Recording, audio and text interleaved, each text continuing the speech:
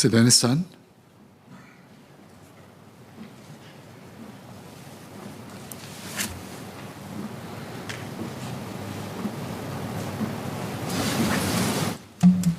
Thank you, Mr. Chairman. In the past half a year or possibly longer, I have noted from media websites that the authorities have been regularly conducting operations to promote safe riding efforts by cyclists and PMD users. And according to this news or media reports or the LTA Facebook page, these efforts included enforcement against errant riders as well as efforts by officers to stop and engage riders on the ground on safe riding etiquette, as well as use of the right equipment such as having compliant e-bikes, complying with road traffic or active mobility rules such as observing appropriate speed limits, complying with traffic lights, riding against the traffic, no riding on expressways, wearing of helmets, and riding the right numbers of formation. I have previously spoken of the need for consistent enforcement, and I'm heartened by the publicity on more regular enforcement.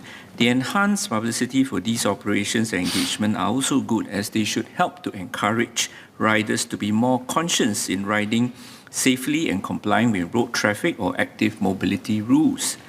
Will the government give a brief report of its enforcement and engagements over the past year, including the number of cases of infringements by cyclists or PMD users who were taken to task?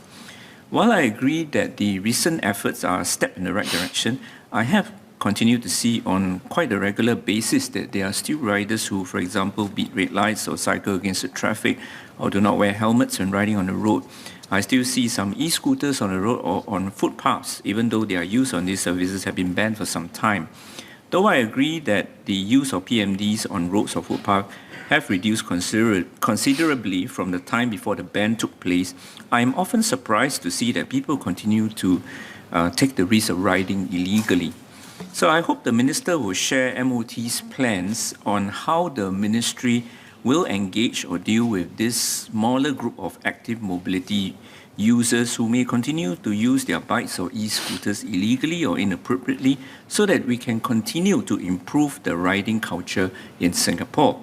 In particular, are there any lessons learned from the enforcement or engagement efforts in recent months which can be applied to persuade this group of active mobility users? Thank you.